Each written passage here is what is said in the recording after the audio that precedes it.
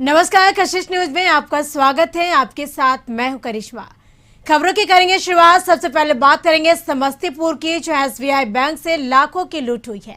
अपराधियों ने 7 लाख रुपए लूट लिए। 6 की संख्या में अपराधी आए थे। वहीं एसबीआई के ताजपुर शाखा में वारदात हुई है। तो समस्तीपुर से खबर, एसबीआई बैंक से लाखों की लूट हुई है। अपराधियों ने 7 लाख रुपए लूटे हैं। 6 की संख्या में अपराधी आए थे और इस दौरान एसबीआई की ताजपुर शाखा में यह वारदात हुआ है।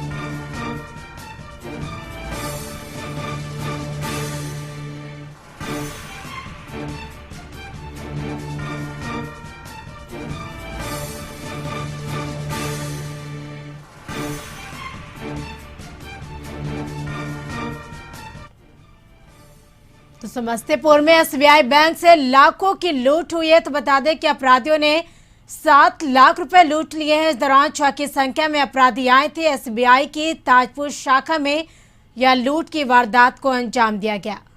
लंच कर रहे हैं, आया पिस्टल गिराया, सारे कस्टमर पर पिस्टल गिराया। उसके बाद कैश वाले को जाकर 3 पिस्टल गिराया। उधर से फिर कैश लेकर चला गया। कितने की संख्या में थे? 7 आदमी की संख्या। लगभग कितने की लूट हुई है? लोग तो कैसे साहब बताएंगे। टोटल 7 की संख्या में अपराधी अंदर घुसे हैं और कैश रुपये जो बाहर थे ग्राहक को बांटने के लिए उसका लूट किए हैं। ये लोग बता रहे हैं कि करीब 8 लाख रुपया का लूट किया है। सर, इसमें कुछ सुराग मिले सीसीटीवी? बिल्कुल अनुसंधान जारी है, बहुत जल्द उद्भेदन हो जाएगा, गिरफ्तार हो जाएगा बहुत जल्द।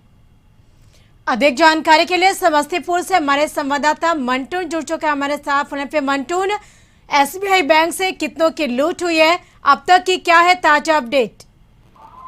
देखिए, एसबीआई ताजपुर का एसबीआई का ब्रांच है, जहां जो है सुबह अगर बात की जाए तो 10 बजे के आसपास जो है अपराधियों ने घटना को अंजाम दिया है। जहां एक तरफ जो है पूरे जो एसबीआई ब्रांच है वो बीच बाजार में अवस्थित है और जहां लोग जो है सुबह जो पूरी दुकानें जो है खुली रहती है, उसके बावजूद जो अपराधियों ने जो है घटना को अंजाम दिया है। तो बल्कि लगभग जो पुलिस का बताना है कि 8.25 लाख रुपए की लगभग लूट हुई है। और ये सबसे बड़ा सवाल है कि दिनदार बल्कि जो बीच बाजार से अपराधियों ने जो है जो सुबह की घटना अपराधियों ने बैंक लूट की घटना को अंजाम दे रहा है। तो कहीं ना कहीं एक तरह से सवाल जरूर खड़ा हो रहा है कि जो लापरवाही जो है या लापरवाही कैसे है। और कहीं ना कहीं एक लुटेरे आराम से बैंक कर्मियों से हथियार की नोक पर जो है पैसे लूट लेते हैं और आराम से वो निकल चलते हैं। तो जब लुटेरे पैसे लेकर वहां से चंपत हो गए तो पुलिस को इसकी जानकारी तक में भी नहीं मिल पाई और घंटों बाद जो है पुलिस को इसकी जानकारी मिलती है। तो कहीं ना कहीं देखा जाए मंटू कि जिस प्रकार से एक तरफ बिहार में लॉकडाउन है और दूसरी तरफ दिन दहाड़े जो अपराधी हैं वो इतनी बड़ी लूट की वारदात को अंजाम देकर फरार हो जाते हैं, तो कहीं ना कहीं ये पुलिस के लिए एक चुनौतीपूर्ण है। ये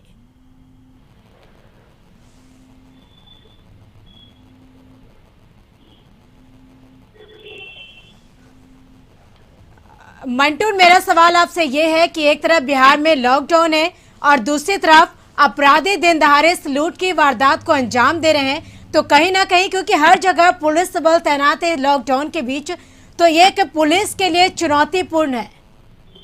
जी, पुलिस लॉकडाउन भी है और एक तरह से एक तक कोरोना काल है। लॉकडाउन के दौरान पुलिस जो है बाजार बंद करवाने में व्यस्त होते हैं, तब अपराधी जो है उधर जो है दूसरी ओर जो है बड़ी घटना को अंजाम देते हैं। तो कहीं ना कहीं पुलिस के लिए चुनौतीपूर्ण भी है। और दूसरी बात अगर कर ले, समस्तीपुर के ही जो है मोहद्दीनगर थाना क्षेत्र में जो है सीएसपी संचालक से जो है लूट कर अपराधी जो गोली मारकर हत्या कर देते हैं। तो समस्तीपुर से दो बड़ी खबरें हैं।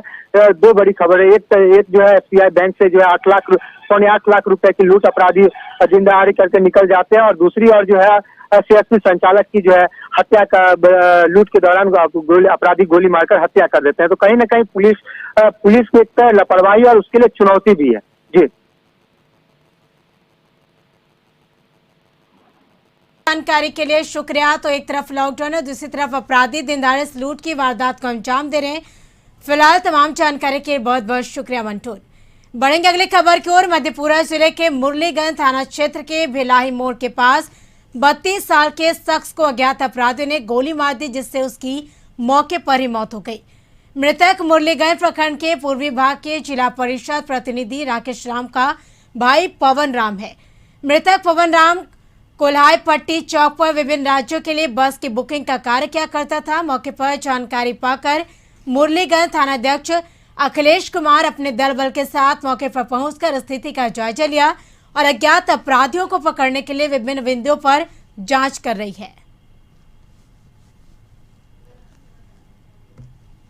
की कहे छै भलाई 7 नंबर वार्ड छै चौक से पूरब अति उत्तर वही ठना पुलवा छै वही जगह पे स्कूल लंग भैया। ये मामला हमारे संज्ञान में आया है, आती पुलिस वहां पहुंच गई है और इसमें इन्वेस्टिगेशन हमने स्टार्ट कर दिया है और सभी बिंदुओं पे जो हमारा इन्वेस्टिगेशन है वो चल रहा है और जल्दी ही हम लोग इसमें नतीजे पर पहुंचे।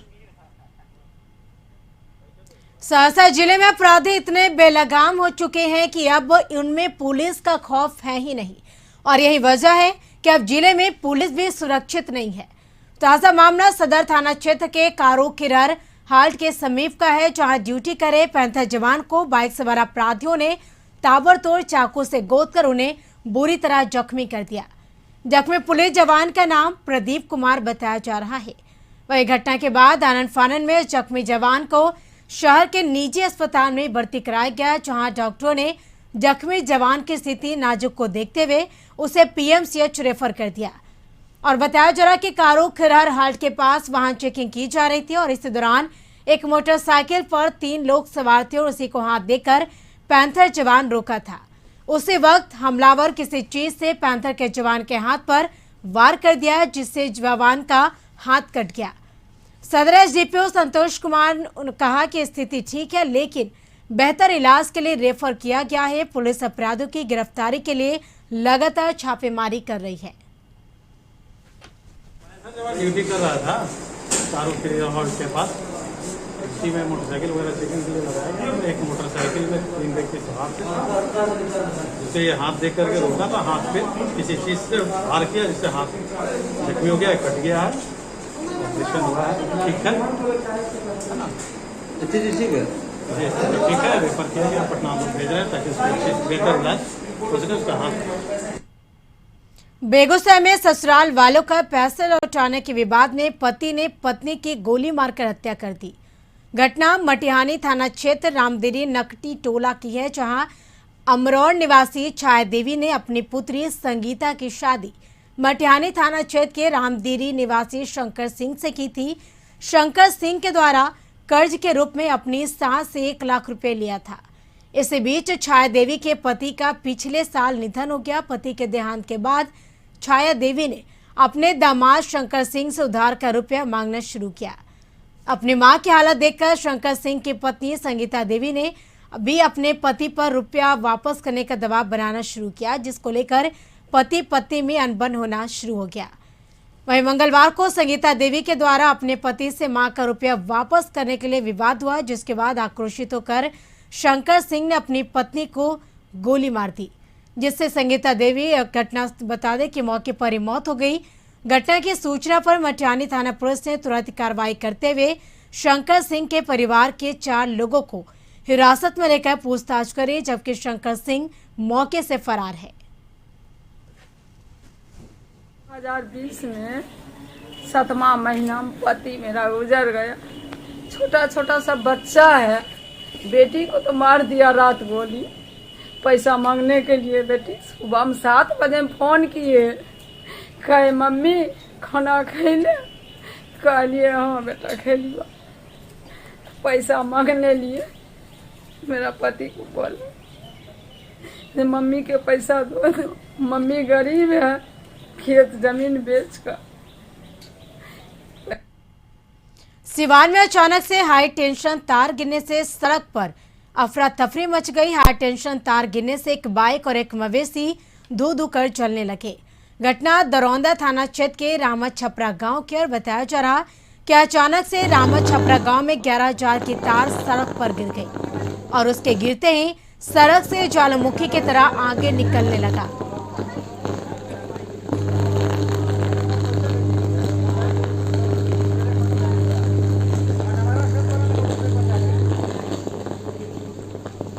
मजा हो बाप रे बाप। दानापुर के रूपसपुर रोड पर खड़ी नगर परिषद की चलंत शौचालय वाहन से टकराकर बाइक सवार 2 लोगों की मौत हो गई, जबकि इस पर सवार एक और युवक घायल हो गया। घटना के तुरंत बाद पुलिस मौके पर पहुंची, तुरंत घायल को इलाज के लिए अनुमंडल अस्पताल दानापुर भेज दिया। वहीं शव को पोस्टमार्टम के लिए अनुमंडल अस्पताल भेजा गया। बेली रोड पर नगर परिषद का चलंत शौचालय वाहन खड़ा था और अचानक बैलेंस बिगड़ा और उसमें जाकर बाइक टकरा गई, जिससे ये हादसा हो गया। 11 बजे से आज मेरा बन जाता है और लॉकडाउन के चलते अपना सवेरे निकला था। अनिल भी साथ और बेचारा विस्फोट हो गया, विस्फोट मर्डर हुआ। कहाँ पर क्या हुआ? लाइट चौक के बगल में काली मंदिर है, काली मंदिर इस मंदिर के अथी लगा था, नगर परिषद के खाना लगा था, वही में बाटे में उसके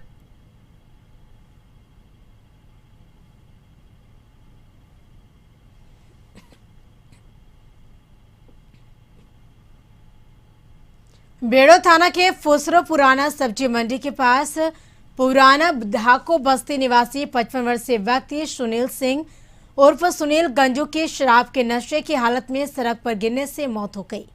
घटना की सूचना पुलिस को दी गई। सूचना मिलते ही बेरमो थाना पुलिस मौके पर पहुंची। पुलिस ने शव को कब्जे में लेकर पोस्टमार्टम के लिए अस्पताल भेज दिया।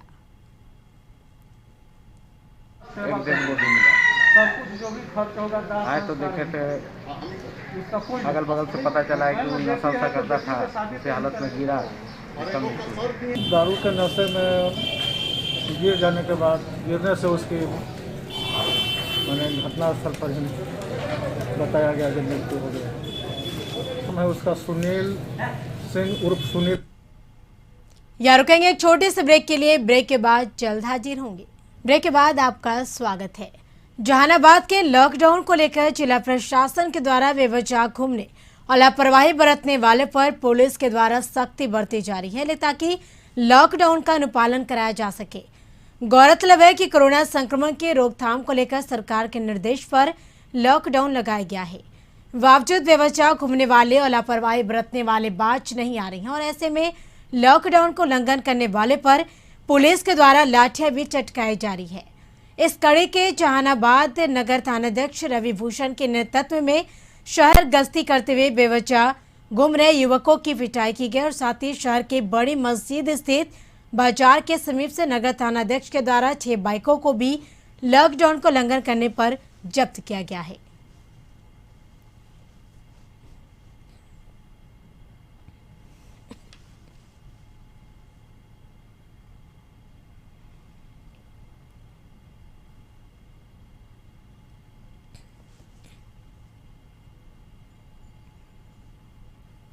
पटना सिटी क्षेत्र के अगम कुआं थाना अंतर्गत भूतनाथ रोड मछली और सब्जी मंडी में भीड़ लग गई है। ऐसा लगता है कि आम दिन की तरह बाजार हाट लगाया गया और ना किसी में डर है और ना ही प्रशासन को इसकी फिक्र है। पटना सिटी के आलमगंज थाना क्षेत्र में भी बाजार हाट का भी यही हाल हो चुका है।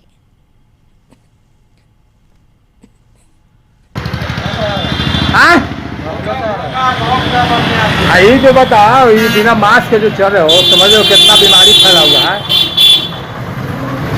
सर डर है नहीं, आज ना डॉक्टर PMC के प्रभात चले गए, लेकिन कोई मैंने देख रहे हैं कोई परहेज नहीं, कितने लोग मास्क भी नहीं लगाए हुए हैं। कोई अथी नहीं। प्रशासन की और सरकार को क्या कहना चाहती है? वहीं नजर आ रहा है, पुलिस वाला को कम से कम मुस्तैद रहना चाहिए। बिहार में कोरोना महामारी को लेकर 25 मई तक लॉकडाउन लगाया गया है, परंतु संक्रमण की संख्या घटने लोगों में कोरोना का भय भी खत्म होता दिख रहा है।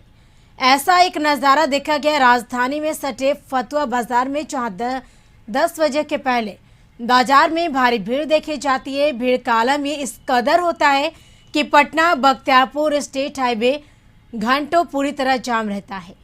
इस भीड़ में आधे से ज्यादा लोग बिना मास्क के घूमते हैं। फतुहा चौक से महज 200 गज की दूरी पर थाना होने के बावजूद कोई पुलिस सड़क पर दिखाई नहीं देती और अलबत्ता बता दें कि पुलिस सक्रिय होती है और डंडे का भय दिखाकर भीड़ हटाती है और जाम को छुड़ाती है।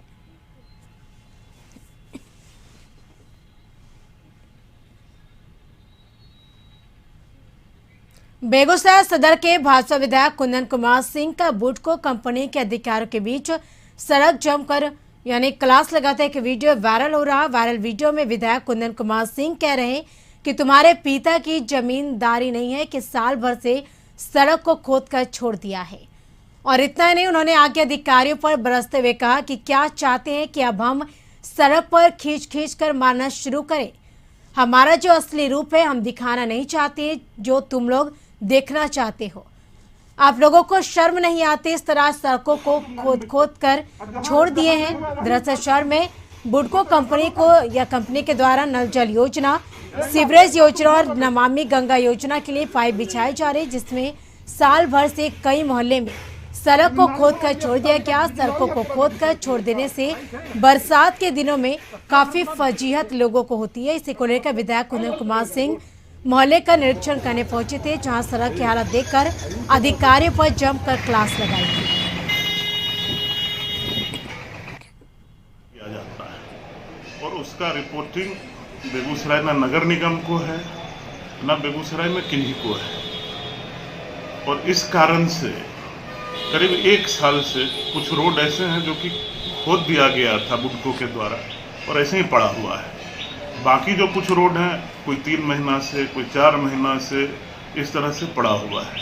पूरा शहर खुदा हुआ है और एक बारिश में ये हाल हो जाता है कि लोग पैदल नहीं चल पाते हैं, लोग गिरते हैं, जनता जनार्दन गिरती है, पैर में चोट लगता है, हाथ टूट जाता है और ये काफी दिनों से चल रहा है।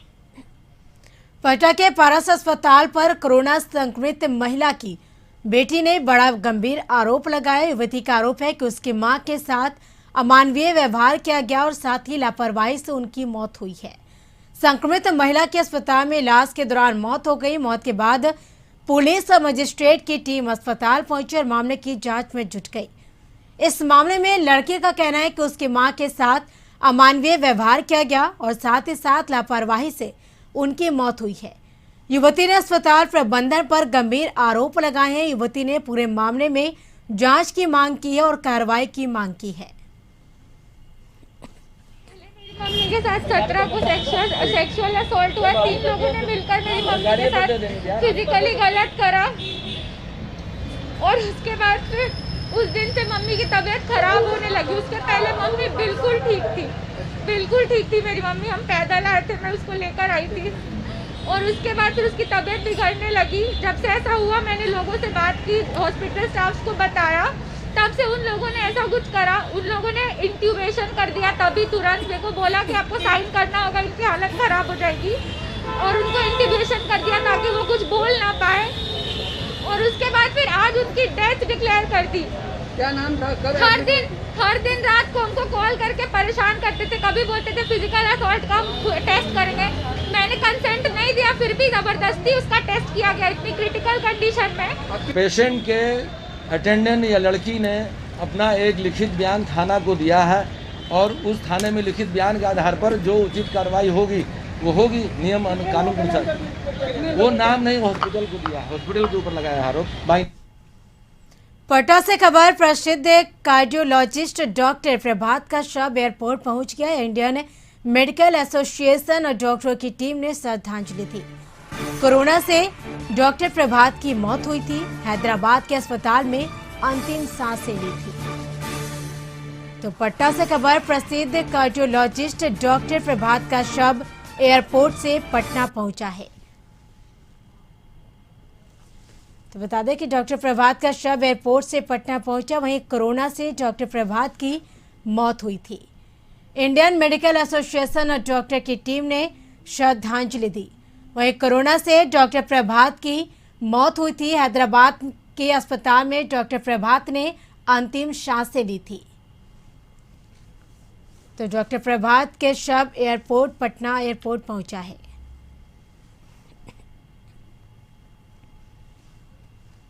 नेता प्रतिपक्ष तेजस्वी यादव ने अपने सरकारी आवास में संक्रमित मरीजों के इलाज की पूरी व्यवस्था के साथ कोविड सेंटर बनाकर राज्य सरकार को सौंपने का फैसला लिया है।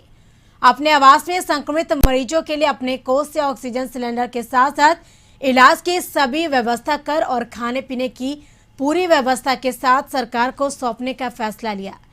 उनका आवास पूरी तरीके से कोविड केयर सेंटर में तब्दील कर दिया गया है।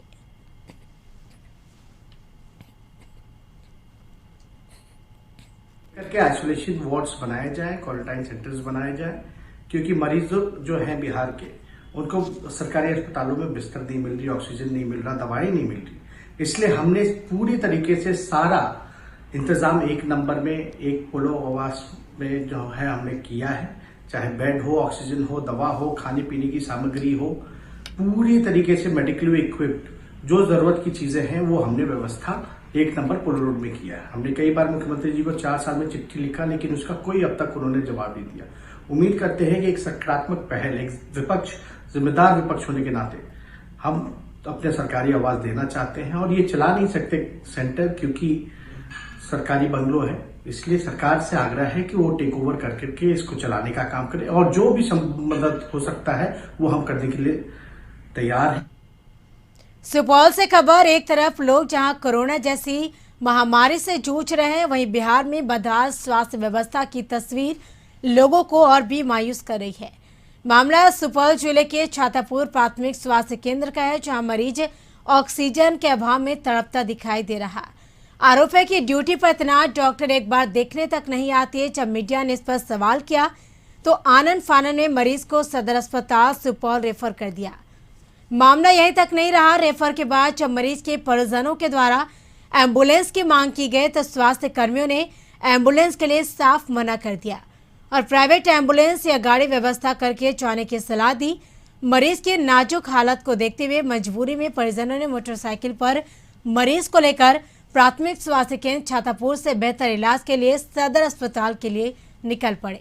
जब मीडिया की टीम इस बात को लेकर प्राथमिक स्वास्थ्य केंद्र छातापुर के चिकित्सा प्रभारी डॉक्टर नवीन कुमार के पास पहुंची तो वहां एम्बुलेंस खड़ी थी। जब इस बात को लेकर डॉक्टर नवीन कुमार से बात करने की कोशिश की गई तो डॉक्टर नवीन कुमार ने आनंद फानन में एम्बुलेंस ड्राइवर को फोन करके तुरंत बुलाया और मरीज को बेहतर इलाज के लिए सदर अस्पताल सुपौल भेज दिया। और उनको बोला कि इनका जांच करिए। जांच किया, आधा घंटा में बोला पॉजिटिव है, कोरोना चेक किया, बस। उसके बाद बोलता है यहाँ पे कुछ नहीं देखभाल होगा। वो बोलता है क्या नाम है उधर का जो भी डॉक्टर है, डॉक्टर को तो हम नहीं पहचानते हैं, तो उधर का जितना भी कर्मचारी है वो सब यही बात बोलता है। बोला इनको ऑक्सीजन लगा दीजिए, सांस लेने में काफ़ी प्रॉब्लम हो रहा है। बोलता है क्या मधेपुरा पूर्णिया जाइए, यहाँ जाइए, वहाँ जाइए। जब मेरे संज्ञान में यह मामला आया तो मैंने तत्काल ड्यूटी पे ऑन ड्यूटी डॉक्टर ओम नारायण से इस बारे में जानकारी ली। तो उन्होंने कहा कि मैंने पेशेंट को देख लिया है सर, पेशेंट को एंटीजन टेस्ट किया गया जिसमें कि वो निगेटिव पाया गया है, फिर भी उसे डिफिकल्टी इन ब्रीदिंग का कंप्लेंट किया है। तो मैंने उसे आवश्यक दवाई लिखा है। इसी बीच उसको रेफ़र करने की ज़रूरत महसूस हुई मुझे, तो मैंने गार्ड को बोला था कि एम्बुलेंस को कॉल दे दो। उसी बीच वो पेशेंट बाइक से ही निकल गया।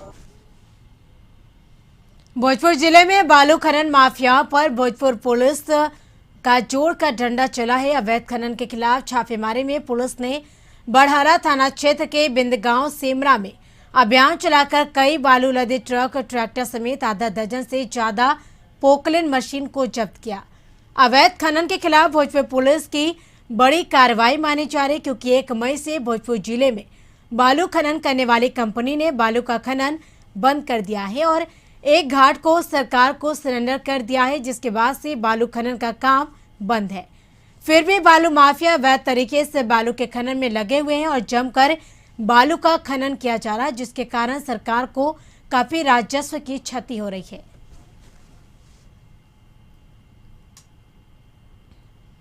कोरोना महामारी के दौरान उत्तर बिहार का सबसे बड़ा सरकारी अस्पताल कहे जाने वाले डीएमसीएच की चिकित्सा व्यवस्था बेपटरी हो गई है। बाहर से चकाचक दिख रहे 3 मंजिले कोरोना आइसोलेशन वार्ड की लिफ्ट फिलहाल खराब पड़ी है। इसके बाद आइसोलेशन वार्ड का एक वीडियो वायरल हुआ, जिसमें मरीजों के परिजनों को नीचे से सीढ़ियों से खतरनाक ढंग से ऑक्सीजन सिलेंडर ढोकर ऊपर तक ले जाए जाते देखा जा रहा। जो कि ऑक्सीजन सिलेंडर एलपीजी से ज्यादा सेंसिटिव होते हैं, इसलिए उन्हें इस तरफ सीढ़ियों पर से लुढ़का कर ले जाना जान जोखिम में डालना है। इससे कभी भी कोई भी हादसा हो सकता है। वीडियो में बातचीत में कुछ लोग आरोप लगा रहे हैं कि ऑक्सीजन सिलेंडर ऊपर तक ढोकर ले जाने के लिए अस्पताल के वार्ड बॉय मरीज के परिजनों से पैसे मांगते हैं। दरअसल डीएमसीएच में आने वाले अधिकतर कोरोना मरीज गरीब परिवार से आते हैं, इसलिए वे वार्ड बॉय को पैसे नहीं दे सकते। इसलिए उन्हें खुद ही ऑक्सीजन सिलेंडर ढोकर 3 मंजिले वार्ड में ले जाना पड़ा। डीएमसीएच के कोरोना आइसोलेशन वार्ड से कुछ दिनों पहले एक और वीडियो वायरल हुआ था, जिसमें ward boy oxygen cylinder bed तक पहुंचाने के पैसे मांग रहा था और इसी दौरान मरीज के परिजनों से वार्ड बॉय का झगड़ा हुआ था और परिजनों ने उसकी पिटाई कर दी थी। फिलहाल इस ताजा वायरल वीडियो पर बोलने के लिए डीएमसीएच का कोई भी अधिकारी तैयार नहीं है। धनबाद जिला प्रशासन स्वास्थ्य सुरक्षा सप्ताह को लेकर बताते चले कि पालन कराने को लेकर लगातार अलर्ट मोड में है। कतरास थाना क्षेत्र के विभिन्न चौक चौराहों में सघन जांच अभियान पुलिस द्वारा चलाया जा रहा। थाना चौक, भगत सिंह चौक, राहुल चौक सहित अन्य थाना क्षेत्रों में सघन वाहन जांच किया जा रहा है। बाघमारा डीएसपी निशा मुर्मू, थाना प्रभारी रास बिहारी लाल खुद मोर्चा संभालते हुए हैं और सड़कों में बिना वजह के निकलने वाले वाहनों चालकों का जांच किया गया। राज्य सरकार के निर्देश के अनुसार ई पास की अनिवार्यता को लेकर पास की जांच की गई। बिना ई पास वाले वाहनों को वापस लौटाया गया और साथ ही बाजार का निरीक्षण किया गया। सघन क्षेत्र जो है पॉपुलेशन वाइज बाघमारा क्षेत्र ही है। यहाँ बहुत तरह के दुकान वगैरह है, तो और लोगों के मतलब रोजगार का साधन भी यही है। तो बहुत लोग कोशिश कर रहे हैं कि चोरी छिपके अपना दुकान को खोल के काम कर ले। तो वही एक हम लोग जांच कर रहे थे कि अगर उस तरह का कोई दुकान खुला है या चोरी छिपके कोई काम कर रहा है तो उसको हम लोग देखे, पकड़े और रोक सके तो रोक ले उसको। इसी के साथ खबरों में फिलहाल इतना ही। आगे बिहार झारखंड की तमाम खबरों के लिए आप देखते रहिए कशिश न्यूज। नमस्कार।